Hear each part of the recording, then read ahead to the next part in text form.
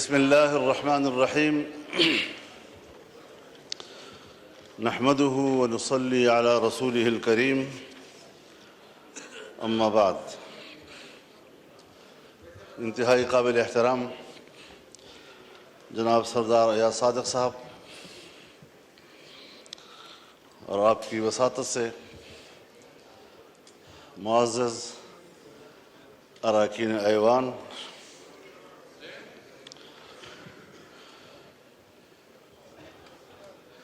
हल्फ बर्दारी के बाद मैं पहली मरतबा ऐवान में हाज़िर हो रहा हूँ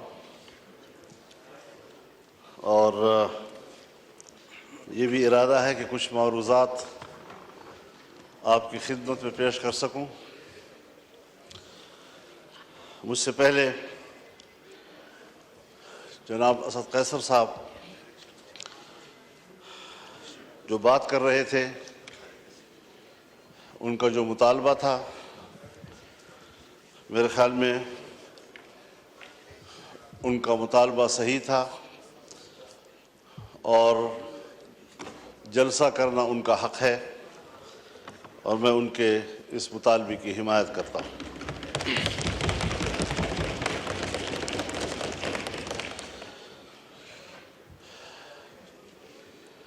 लेकिन जनाब स्पीकर,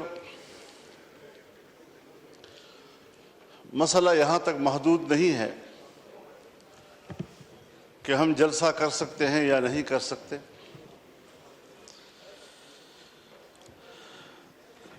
इस बात पर संजीदगी से गौर किया जाए कि हमारा मुल्क आज कहाँ खड़ा है।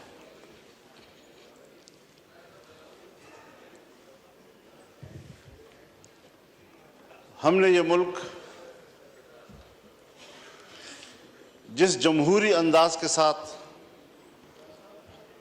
बरसगीर के मुसलमानों की तायीद से हासिल किया, उनकी कुर्बानियों से हासिल किया, इस मुल्क के कायम होने में न ब्यूरोक्रेसी का कोई किरदार है और न ही एस्टेब्लिशमेंट का कोई किरदार। लेकिन इस बात को सोचा जाए कि आज अवाम कहाँ खड़े हैं और एस्टेब्लिशमेंट कहाँ खड़ी है। क्या वजह है कि मुसलसल ऐवान पर सवाल उठाया जा रहा है, हमारी अवामी नुमाइंदगी पर सवाल उठाए जा रहे हैं। क्या ये अवाम के नुमाइंदा पार्लियामेंट है या ये एस्टेब्लिशमेंट का तरतीब दिया हुआ पार्लियामेंट है? इससे कब निकलना है हमने, या मजीद धंसते चले जाना है? ये मुल्क जिसमें हुकूमत महल्लाती साजिशों की बुनियाद पर बनती थी और टूटती थी, ब्यूरोक्रेट्स फैसला करते थे आज वजीर आजम कौन है तो कल वजीर आजम कौन है। एक ज़माने में मुल्क के एक सदर मुमलिकत ने अपने दौरे हुकूमत में 5 वजीर आजम तब्दील किए।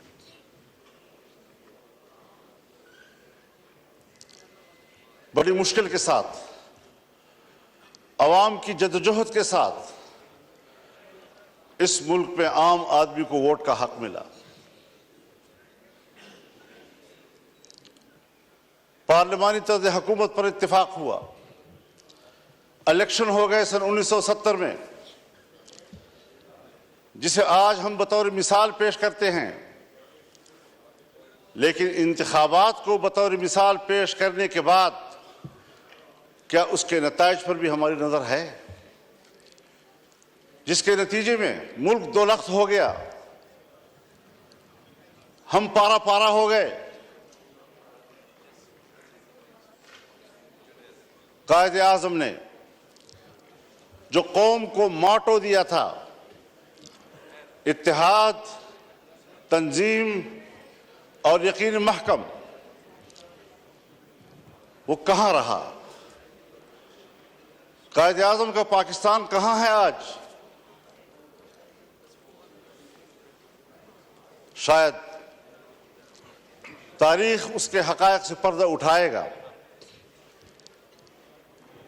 तारीख माफ नहीं करती किसी को। थोपा गया सियासतदानों पर और किरदार जनरल आगा यहया खान था। हुकूमत को चलने ही नहीं दिया गया। फिर माशाल्लाह, फिर हम कुछ संभले तो फिर माशाल्लाह सोचना यह है कि एस्टेब्लिशमेंट हमें जो नताइज मुरत्तब करके दे, जिनको यहां पर बैठने के लिए फहरिस्त में नाम शामिल करे, उस पर कब तक आप समझौते करते रहेंगे? कब तक हम ये सोचते रहेंगे, भीख मांगते रहेंगे उनके दरवाजों पर बैठकर? और जो इलेक्शन हुए हैं, हमें तो 2018 के इलेक्शन पर भी एतराज था, आपको भी एतराज था, पीपल्स पार्टी को भी एतराज था, मुस्लिम लीग नून को भी एतराज था, मेरे बुजुर्ग बैठे हैं उनको भी एतराज था। इस वक्त भी तो मैंडेट तकरीबन वही है, कुछ थोड़ा आगे पीछे। इसी मैंडेट के साथ उस वक्त धांधली क्यों थी और इसी मैंडेट के साथ आज धांधली क्यों नहीं है? हज़रत, मुझे शर्म आती है, शायद मैं कुछ अपनी गुफ्तगू में ऐसी बातें कहूं जो आप समझेंगे कि मैं तजावुज़ कर रहा हूं, लेकिन सियासी आदमी, उसे बात करनी होती है। सियासतदान मालूमात की बुनियाद पर बात करता है, पब्लिक में बात करे, पार्लियामेंट में बात करे। खुदा करे ये खबर गलत हो, लेकिन हमारी मालूमात ये हैं कि इस बार तो बाकायदा असेंबलियां बेची गई हैं और असेंबलियां खरीदी गई हैं। कौन इन असेंबलियों को और इन ऐवानों को अवाम का नुमाइंदा पार्लियामेंट कहेगा? किस तरह हमारा ज़मीर मुतमईन है यहां पर बैठने में?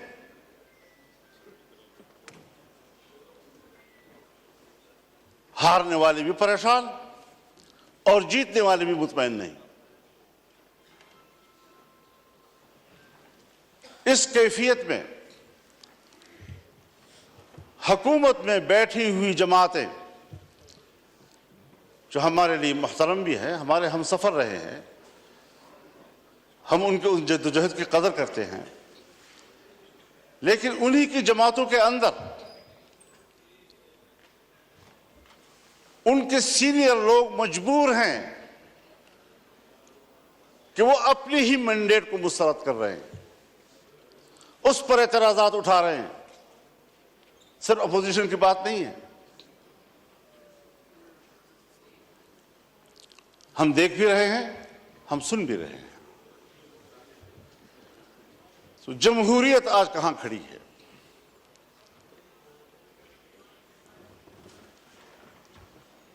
ये सिर्फ इसलिए हम यहां कमजोर बैठे हुए हैं कि हमने हर मरहले पर कंप्रोमाइज किया है, हमने अपने उसूल पे समझौते किए हैं, हमने अपनी जमहूरियत बेची है, हमने अपने हाथों से अपने आका बनाए हैं, और जब हम ही अपने हाथों से अपने लिए आका बनाएंगे, यही होती है आखिरत की निशानी। जब रसूलुल्लाह सल्लल्लाहु अलैहि वसल्लम से हज़रत जिब्रील ने पूछा कि आप क़यामत की अलामात के बारे में बताएं, तो आपने पहली बात की अंतलिदल अमत रब्बतहा, कि माएँ अपने लिए मालिकाएं जनेंगी, यानी बेटियां मालिक बन जाएंगी और माँ को नौकर और घर के मजदूर की तरह देखेंगी।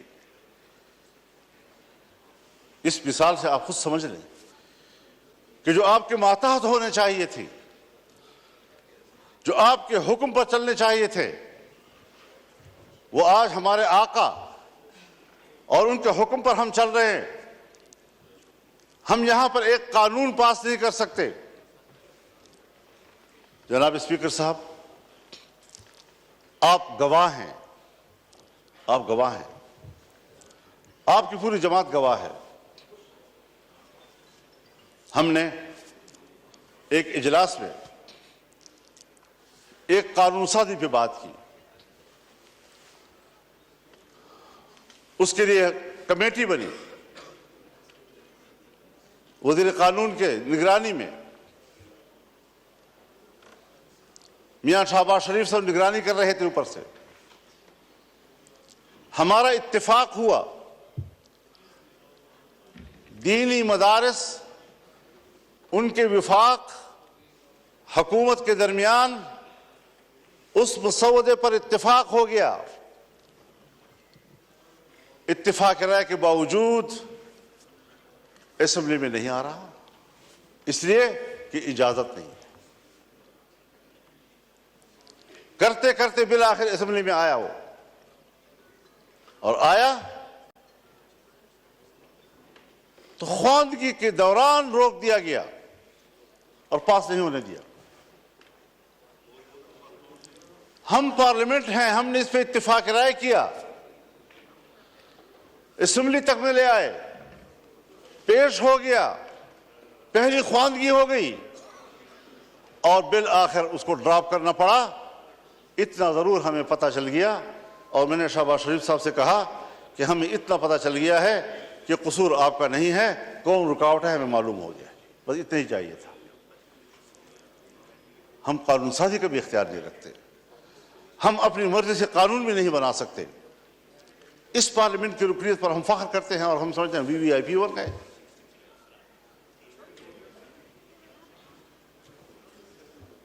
आज जरा मुआवजा तो कीजिए जनाब स्पीकर,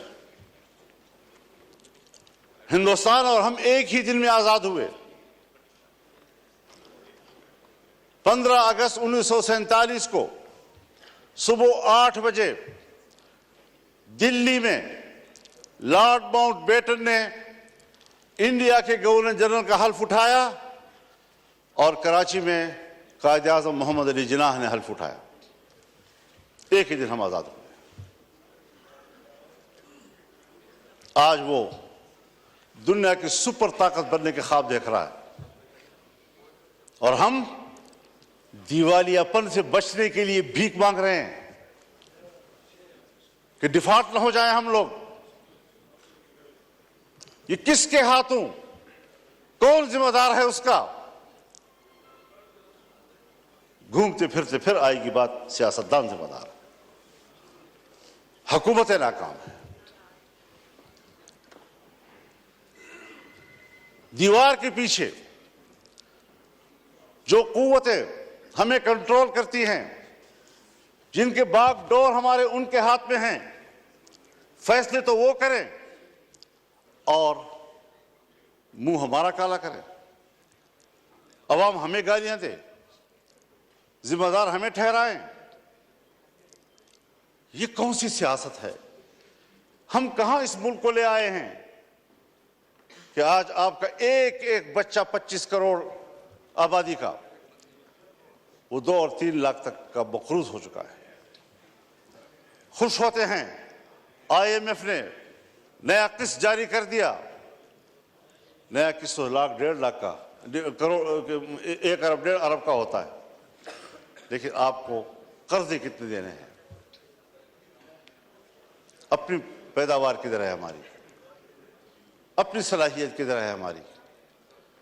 हमने मुल्क को जुमूद का शिकार बना दिया है और कौमें जब जमूद का शिकार होती हैं तो फिर वो गिरती हैं, वो तरक्की नहीं कर सकती। फिर जरा हिसाब लगाएं, जिस हिंदू को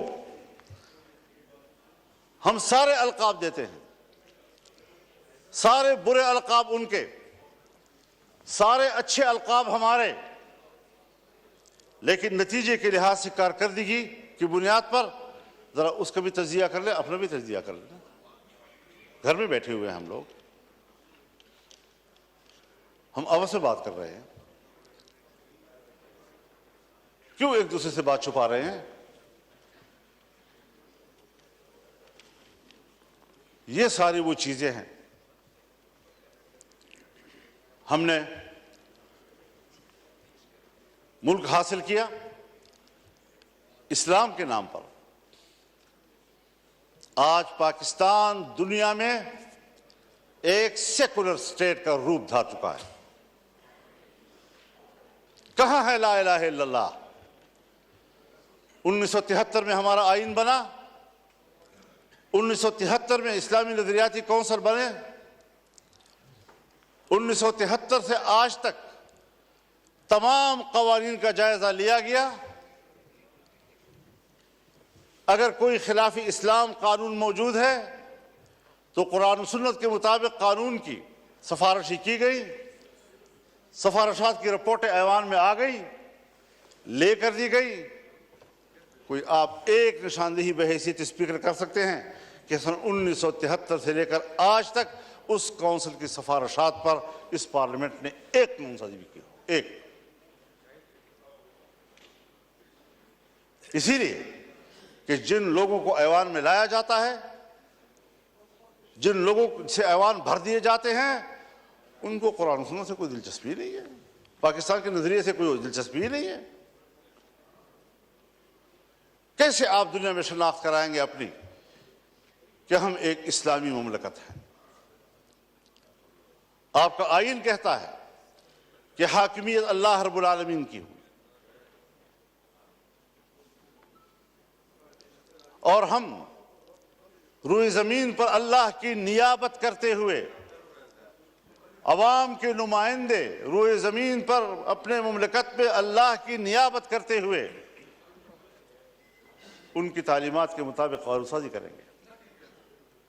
हमारी इनफरादी इज्तिमाई जिंदगी कुरान और सुन्नत किताबें होगी। ये मैं नहीं कह रहा, मेरा आईन कहता है। ये मेरा आईन कहता है कि इस्लाम पाकिस्तान का मुमलकती मजहब होगा। ये मेरा आईन कहता है कि कानून साजी कुरान और सुन्नत के ताबे होगी। ये मेरा आईन कहता है कि कुरान और सुन्नत के मुनाफिक कोई कानून साजी नहीं होगी। इस पर कोई अमल दरामद कागजी हद तक भी आप तो उन इदारों को भी पाबंद कर रहे हैं, नेस्तनाबूद करना चाहते हैं जो इदारे आपके इस मुल्क में किसी तरह दीन और मजहब की अलामत हैं। उनको आप मुआशरे का मेन स्ट्रीम ही नहीं समझते।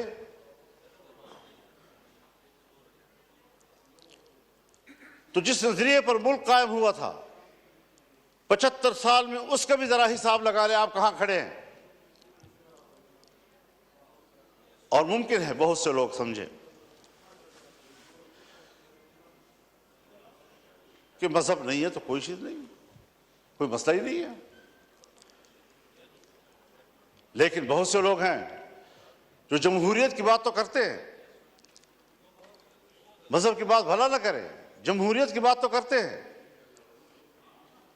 तो हम सब मिलकर सोचें जरा कि जमहूरियत किधर है हमारी।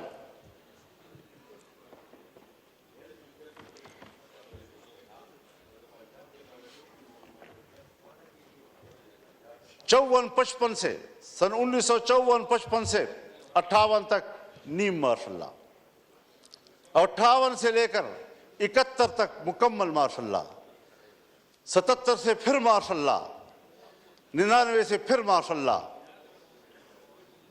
और हम कंप्रोमाइज करते रहे। यहां इसी ऐवान में हमने कानून साजी करना चाहिए। चीखते रहे हम लोग कि साहब ये जो कुछ आप कर रहे हैं कुरान और सुन्नत के खिलाफ है, किसी ने नहीं सुनी। तो जमहूरियत कहां है आपकी?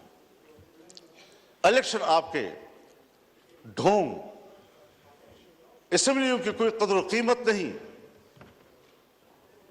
असेंबलियों में आने वाला अपने आप को मुआज़्ज़ज़ समझता है, अवाम का नुमाइंदा है। आपके कागजात में उसका जो प्रोटोकॉल है वो वीवीआईपी का है, उसके मराआत होते हैं। लेकिन क्या हमारा ज़मीर भी मुतमईन है इस बात पर? वस्तफ्त नफ्सक, अपने ज़मीर से पूछ लो पहले, क्या वाकई हम मुतमईन हैं इन नताइज से? और जनाब अयाज़ साहब, क्या वाकई आप लाहौर के नताइज से मुतमईन हैं? अल्लाह आपको मुतमईन रखे जी, अल्लाह आपको मुतमईन रखे। लेकिन हर चंद के है नहीं है।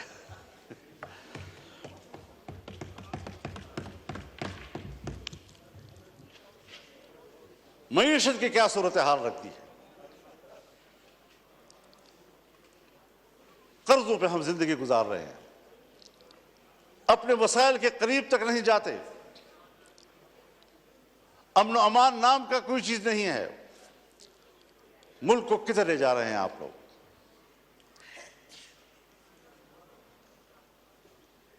आप आए जरा, लाहौर से जरा सफर करें और आए जरा, मैं आपको दावत देना चाहूंगा डेरा इस्माइल खान में, टांक में, वजीरिस्तान में, लक्की मरवत में, बाजावड़ में। आप वहां आकर जरा देख तो लें कि हमारी वहां क्या हालत है।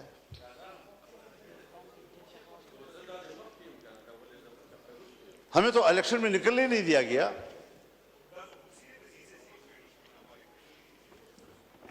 एक तरफ तालिबान की तरफ से ऐलान होता था कि हम इलेक्शन में कोई कार्रवाई नहीं करेंगे, दूसरी तरफ हमें धमकियां मिलती थी। फिर इधर से हमें चिट्ठियां मिलती थी कि आप, थ्रेट लेटर आ जाती थी कि आप न जाएं। पब्लिक से राब्ता ही नहीं करने दे रहे थे। और जो ही इलेक्शन गुजरा, सारे थ्रेट लेटर बाद खत्म हो गए, खैर खैरियत हो गई। अब न वहां हमें कोई कत्ल करने वाला है, न कोई दहशतगर्द है, न कुछ है। लेकिन ये बात जो हमारे उन इलाकों से मुताल्लिक लोग हैं या बलूचिस्तान से मुताल्लिक लोग हैं, चाहे वो पश्तून बेल्ट है या बलोच बेल्ट है, वहां पर कंट्रोल रियासत का नहीं है। और मैं बड़े अदब से कहूंगा, मुझे ये लफ्ज नहीं कहना चाहिए, लेकिन हकायक को सामने लाते हुए कहना पड़ रहा है कि पाकिस्तान इस वक्त एक गैर महफूज रियासत है। जब रियासत गैर महफूज होगी तो जिम्मेदार कौन होगा?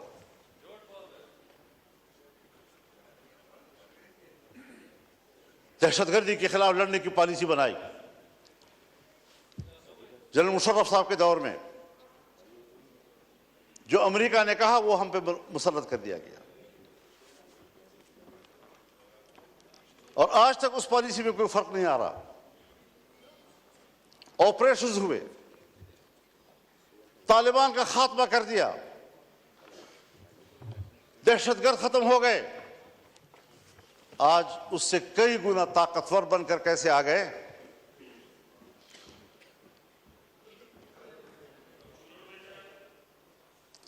जरा मुझे भी दिखा दे बेटा।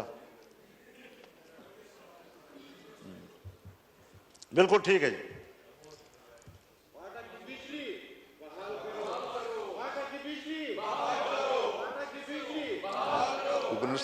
जी मौलाना साहब, जी मौलाना साहब, बस वो बोलिए हमारे।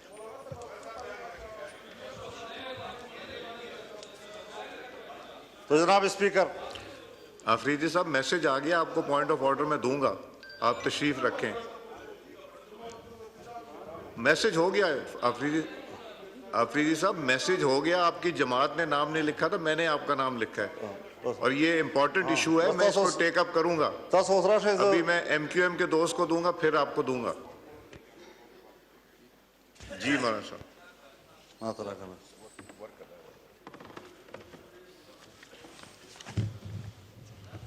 ये जो बात यहाँ की जा रही है जनाब स्पीकर, ये मेरे पॉइंट्स में लिखी हुई है और आज भी मौलाना मिसबाहुद्दीन साहब मेरे पास तशरीफ लाए, उससे पहले वफूद आए, हमें मिलते रहते हैं।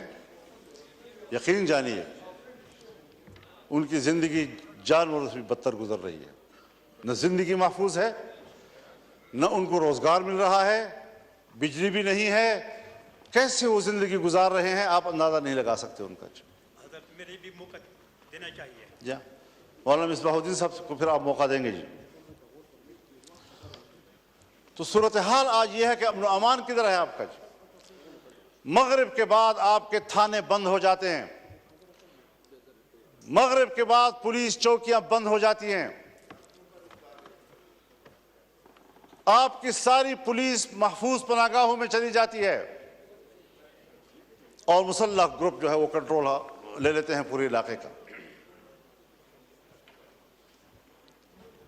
क्या इस पर कभी गौर हुआ है?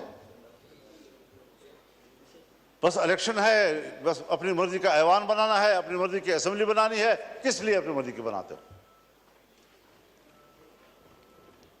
वोट तो उलमाए किराम फरमाते हैं शहादत है, कोई कहते हैं अमानत है, कोई कहते हैं बैअत है। तो यहां तो ना शहादत है, ना अमानत है, ना बैअत है। बैअत मेरे नाम पर करते हैं, बक्सा खुलता है तो किसी और के नाम पर बैअत निकलाती है। अमानत आपके हवाले करते हैं, बक्सा खुलता है तो उसमें अमानत नाम की कोई चीज तो खयानत ही खयानत होता है। शहादत में सदाकत होती है, जब बक्सा खुलता है तो सदाकत का नाम निशान नहीं होता, शहादत मरी पड़ी होती है। इस सारी सूरत हाल में हमें जरा बताए कहां हम खड़े हैं। बाजवा साहब फरमाया करते थे कि हमने बाढ़ लगा दिया है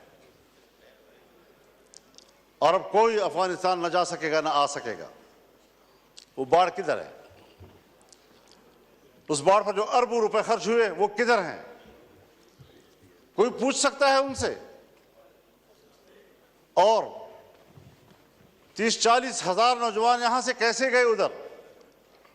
20 साल वहां लड़े, बाढ़ भी लग गया था, फिर वो उससे बढ़कर ताकतवर बनकर कैसे वापस आए?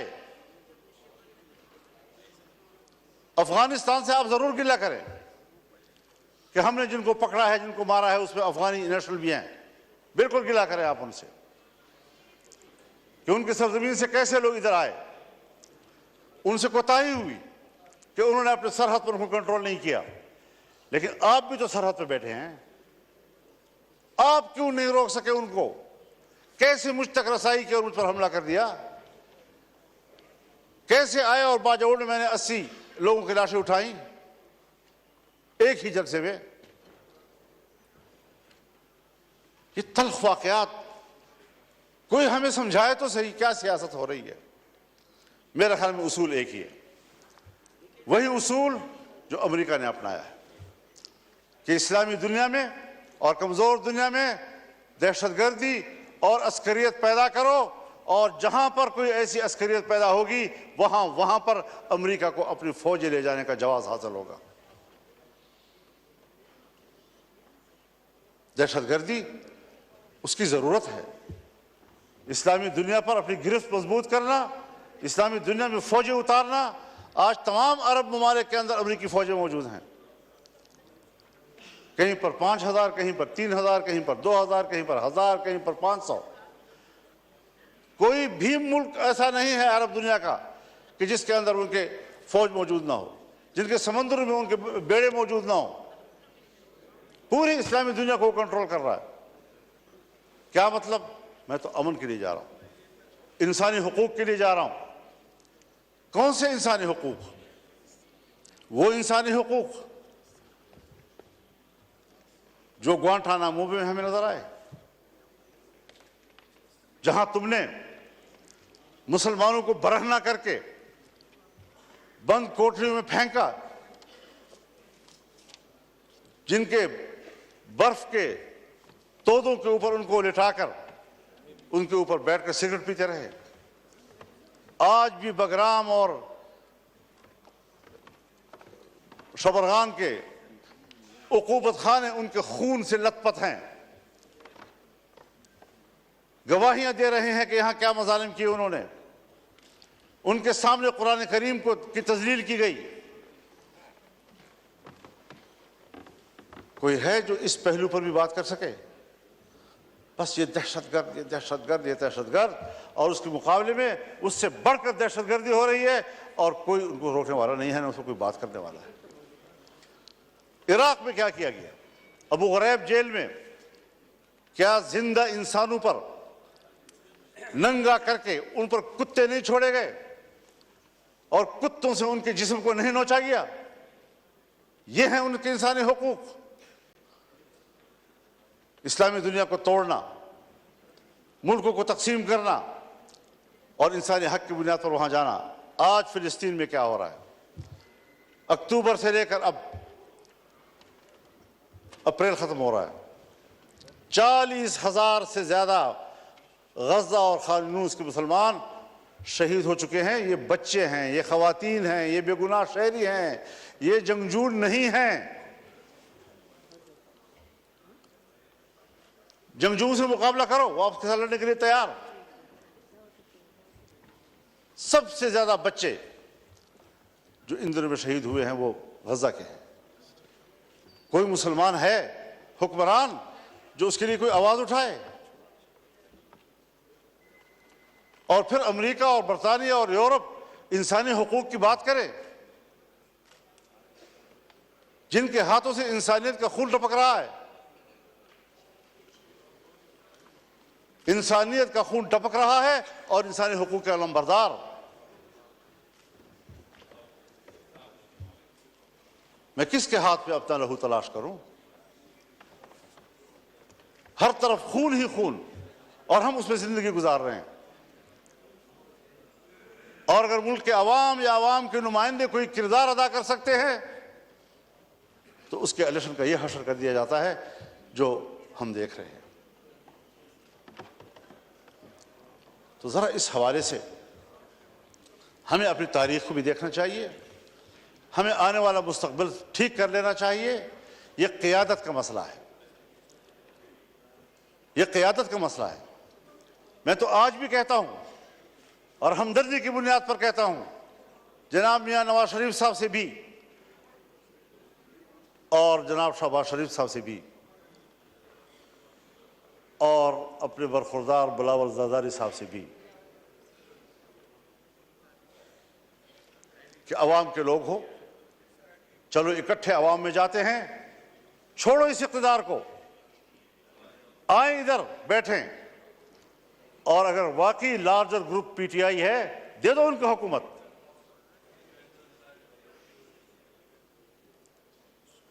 लेकिन शायद मेरी बात जरा अहमुकों वाली से लग रही होगी आप लोगों को कि क्या कह रहा है, कहां से बोल रहा है। आज भी वक्त है समझने की, लेकिन हम समझने के लिए तैयार नहीं है। हम नौकरी करने के लिए तैयार हैं। तो फिर जाहिर है कि हमने भी अज़म कर रखा है कि इस गुलामी के खिलाफ जंग लड़ेंगे, मैदान अमल में आकर जंग लड़ेंगे, पब्लिक में जाकर लड़ेंगे, आईन और कानून के दायरे में लड़ेंगे और मुल्क को इस गुलामी से निजात दिलाएंगे कि या तो हमारे ऊपर आलमी कुव्वतें हुकूमत कर रही हैं या फिर हमारी एस्टेब्लिशमेंट हमारे ऊपर हुकूमतें कर रही हैं। ये निज़ाम हमें कबूल नहीं है और हमारी पोजीशन इस हवाले से बिल्कुल वाज़ेह है। इसलिए हमारा पैगाम हर सतह पर चला जाना चाहिए। हमने जाना है इंशाअल्लाह 2 मई को कराची में मिलियन मार्च होगा इंशाअल्लाह अज़ीज़। 9 मई को पेशावर में इंशाअल्लाह मिलियन मार्च होगा और अगर किसी ने रोकने की कोशिश की तो वो सिवाय इसके कि अपने लिए मुसीबत को दावत देगा और कोई नतीजा उसका नहीं निकलेगा। वो आवाम के इस सैलाब का रास्ता नहीं रोक सकेंगे। और इंशाअल्लाह अज़ीज़ ये जद्दोजहद जारी रहेगी और उम्मीद रखनी चाहिए कि इसमें आप भी हमारे साथ हों। सैयद वसीम हुसैन साहब।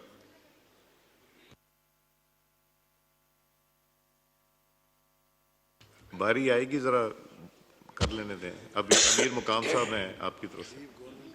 औज़ुबिल्लाहि मिनश्शैतानिर्रजीम, बिस्मिल्लाहिर्रहमानिर्रहीम। बहुत वाजिबुल एहतराम स्पीकर साहब, मैं तहे दिल से